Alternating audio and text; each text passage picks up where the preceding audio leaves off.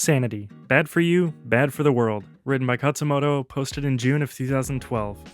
Less than 80 years before I was born, in a country built on murder and piracy, a country that did not recognize international patents and copyright law, a country that, until only 40 years earlier, had allowed human beings to be bought, sold, and used as cattle, 2 bicycle repairmen flew through the air. People had been in the air before. There had been balloons for ages. There had been gliders, but this was special.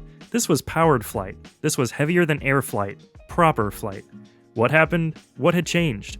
Well, the laws of physics had not changed. The size and strength of the Earth's gravity field had not changed. The laws of the country had not changed. Human DNA had not changed. Human beings had not collectively become any more or less intelligent.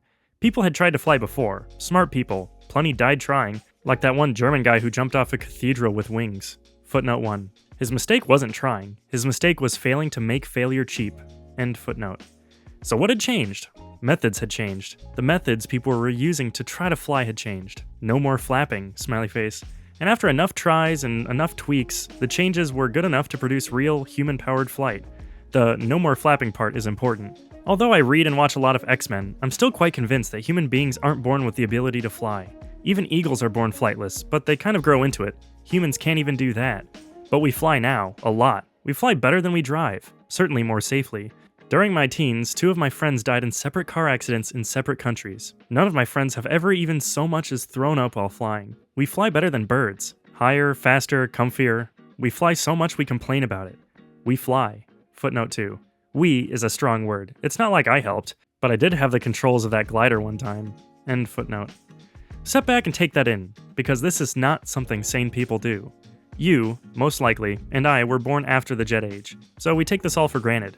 But there is a healthy madness in flying. Before those crazy bicycle repairmen from North Carolina did their thing, and even for some time afterwards, normal, sane people must have been like, of course those idiots are dying trying to fly. They're rebelling against insert deity and nature.